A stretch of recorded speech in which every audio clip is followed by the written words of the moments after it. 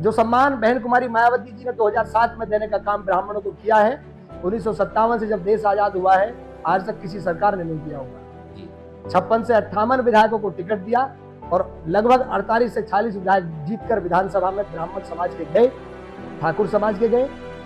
और जब बहन कुमारी मायावती जी के खिलाफ आलोचनाओं का दौर चल रहा था, तब ब्राह्मणों को बहन जी के द्वारा ऐसा संदेश दिया गया कि ब्राह्मण शंख बजाएगा और हाथी बढ़ता जाएगा, और ये हाथी नहीं गणेश है और ब्रह्मा विष्णु महेश है।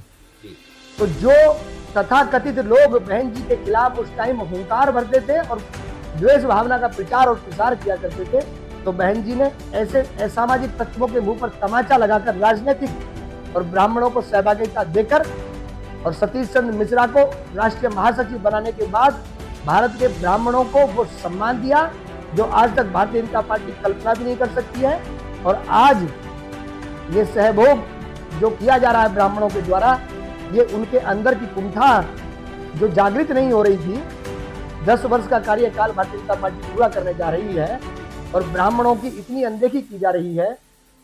हमारे मुख्यमंत्री ब्रजेश पाठक जी को एक कठपुतली की तरह नचाया जाता है और उनका अपना कोई वर्चस्व नहीं है।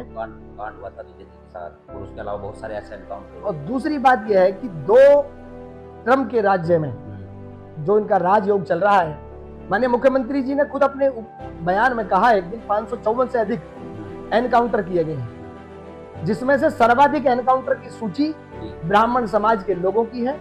ब्राह्मण समाज को 48 से 52 या 54 या 56 है, लगभग 60 से लगभग की मात्रा में है ब्राह्मणों के एनकाउंटर किए गए हैं।